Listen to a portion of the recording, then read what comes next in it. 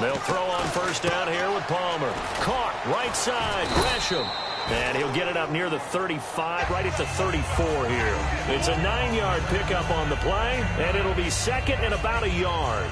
Seeing that play and understanding just how tough it is to cover tight ends, especially the ones running around the NFL nowadays, makes me glad I didn't make it in that league. I would have had a really difficult time. But now you get to sit up here with me. Yeah, and that's fun, isn't it? And what a really nice game right there on first down for them. Brings up a nice second down for them.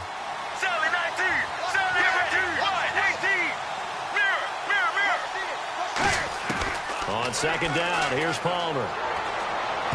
And that one got tipped, kind of threw everything off. It brings up third. Starting lineup time, here they are on defense for Kansas City, and a crew that should be rested going into the playoffs, should they not? They should be, and they actually need it a little bit. I mean, let's face it, this Kansas City Chiefs defense can cause a lot of problems for people because of their individual play. But Justin Houston didn't play the last 2 weeks of the regular season. Him getting an open week will really help him with his knee injury. Tamba Hali, another rush guy, could use the time off. Eric Berry had a little bit of a tight Achilles the last game of the regular season. That time off will help him as well. And Spencer Ware on offense, one of their lead runners, he could use a little time off too. But they've earned it, the number 2 seed in the AFC. It's a short one here, complete to the tight end. A good pickup there, 8 yards on the first down completion. And there's another completion to the tight end. And let's face it, it is hard to overthrow a 6'6" target. It is indeed. Quarterbacks like their speed guys. They like that huge 6'6" target that they've got in him. They really do, and it reminds me of what one great tight end told me once. He had told his quarterback, just make sure you throw it up there. You know, kind of like put up on the top shelf where the kids can't get it.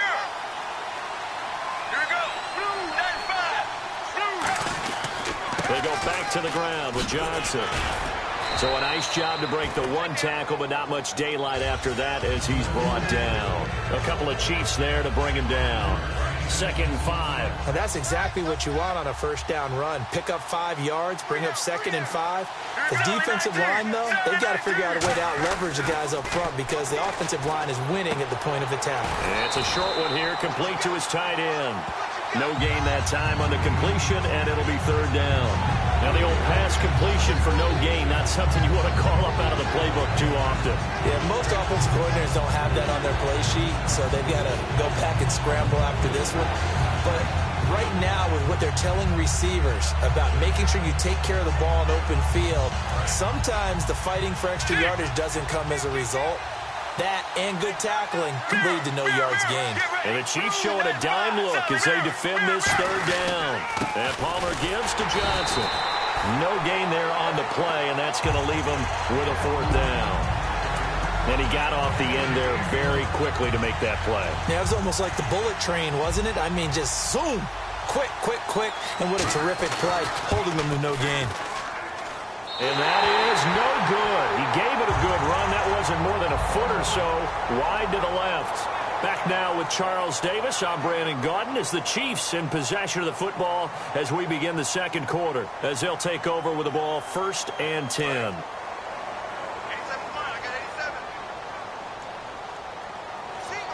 Looking to jam the receivers at the line here. Press coverage look defensively.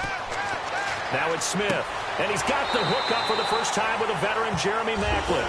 It's a pickup of 14 there. And the Chiefs are going to have a 1st down. So the offense has it 1st and 10. One thing I can say pretty safely, that route is not called if you don't have a guy who can throw the ball and put some mustard on it. Because if you're going to lollipop it in the middle of the field, bad things usually happen. It takes a strong-arm guy who can rifle it in there, and they were able to successfully complete that one.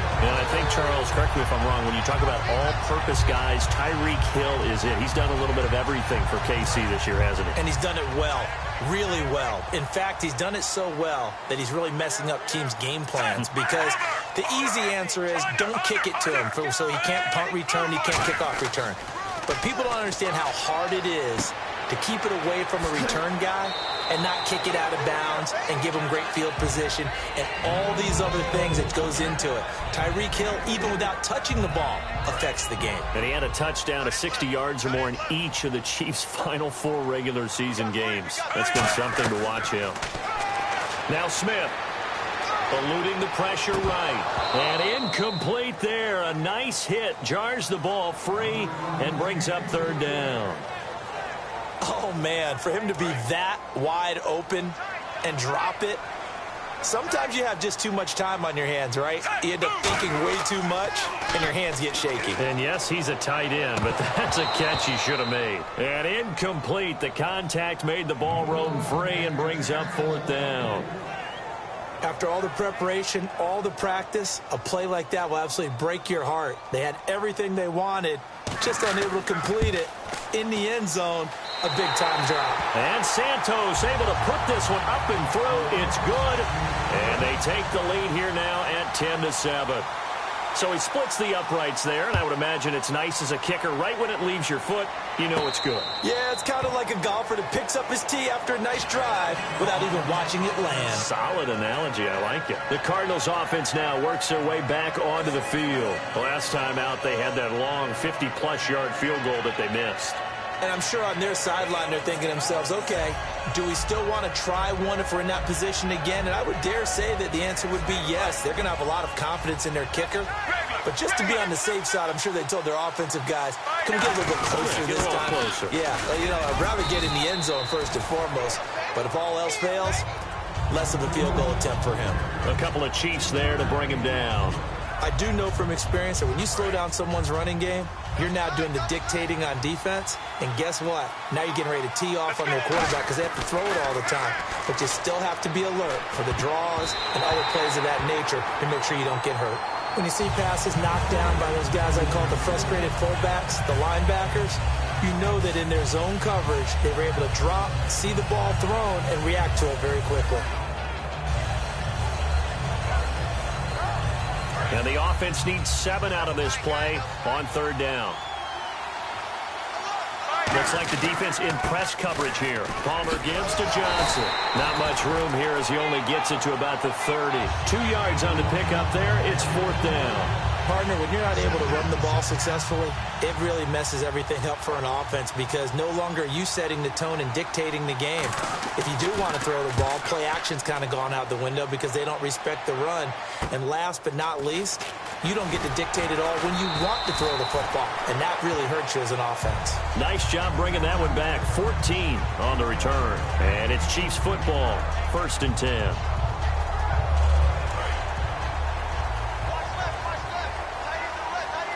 Kelsey out in the slot right. Smith on first down. It's Hill, complete. And they get him down, but not before he takes it across the 40-yard line. 13 yards there on the pickup. Good enough for a Kansas City first down.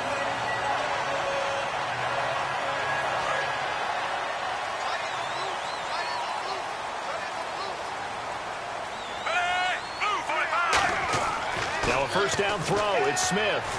They complete it to Hill. And he's able to take it across midfield before going out of bounds.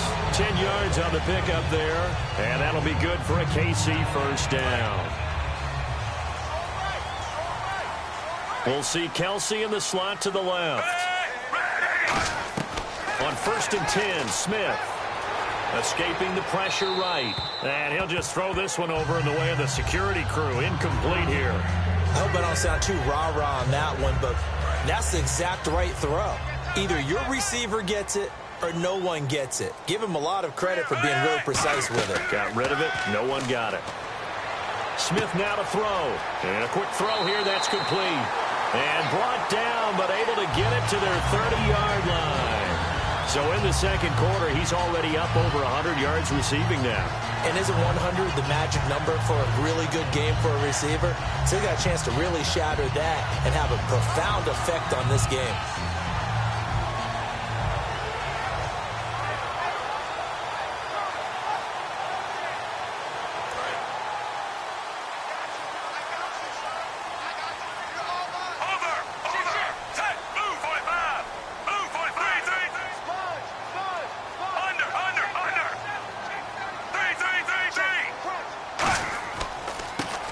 Carry, it's Davis.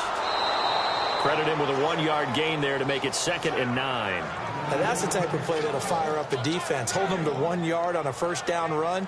It'll be interesting to see if the offense decides to press the run at all, or if they'll abandon it now after gaining only 1 on that play. They come out here in the I.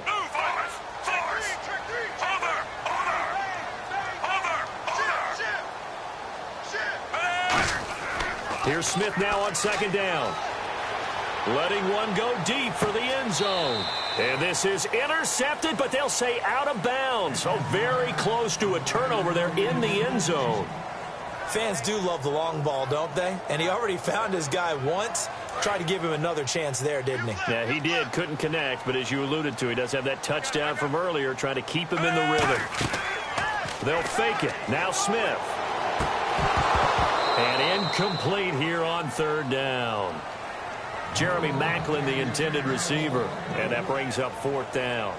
And he's certainly not a guy that drops that football very often. Indeed, because that's a bit of a surprise. I know he's in the middle of some traffic and people, bodies all around him, but he usually has the focus to haul that one in. And Santos able to put this one up and through. It's good.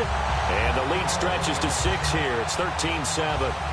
So it goes down as an 8-play drive, and they cap it with the field goal. Yeah, they were able to pick up a few first downs along the way, but they couldn't keep the momentum going all the way into the end zone. So out now come the Cardinals. And a tight game after punting last time. See if they can get something going on this drive. As they head to the field now, with the game this close, you've got to feel there's a sense of urgency for them going on offense right now. But they have to do it without letting panic creep in and affect their play. And they'll start the drive on the ground with Johnson. And he's able to plow forward up to about the 29, just shy of the 30. The all-pro safety Eric Berry in on the stop. Not a run that you're going to write home about, but still a good first down run. That's what an offense calls staying on schedule. 3 to 4 yards on first down, you're set up very well for the rest of the drive. 2nd down, and the offense in search of 6 yards. Now Palmer to throw on 2nd down. And he can't get away from the pressure. Palmer sacked. Chris Jones in there to bury him for a loss of 11. They're going to hurry back to the line now. Now Palmer on 3rd and long. And he couldn't hang on to it through the contact. Incomplete. And there was a good opportunity to just went awry there. A drop pass. I guess that's why they call them running backs and not catching backs. He'll send this one into the Midwestern air, and it's a good one. This is fielded at the 27. Give him 11 yards that time on the return. And the offense will come back onto the field with a 1st and 10. Here's the Kansas City offense now as they get set to take over. And they're not going to play this conservative, I don't think. They had the field goal last time, and they're up, but they're looking to put a drive in the end zone. Oh, I agree with you totally. No one goes out on the field and says, all right, let's just settle for 3, except in certain situations, trying to ice a game, that sort of deal. Most of the time, it's end zone, and that's what you're thinking, and I believe that's exactly what they're thinking as they begin this one. Yeah, no quarterback ever goes out there saying, hey, let's get 3, right? Not one that I've ever met. Well, partner, something we're going to have a little while to debate, but let's go ahead and take a peek at the draft order. Browns, of course, will get the first pick of the draft. San Fran, Chicago, Jacksonville, and then Tennessee will actually have number 5 and number 18. All right, let's take a quick look at these. Cleveland, San Francisco, Chicago. All of them have starting quarterbacks, but will they be in 2017? I doubt it. I think they'll have decisions to make about who's going to be their quarterback, and maybe that comes through the draft. Then you get down there to number 4, Jacksonville. Blake Bortles should be solid in there, but with this season where he seemed to regress, whoever is the new head coach will have a decision to make there. And then how about, as you mentioned, Tennessee at 5 and 18. An excellent season for the Titans this year. They're making a push for the playoffs in 2017. And, of course, the 5th pick that they have is the slot held by the Rams. And quickly, they get to the line. On first down, Smith. He's got the hookup with Conley. And he's going to be taken down, but not before reaching the 15-yard line.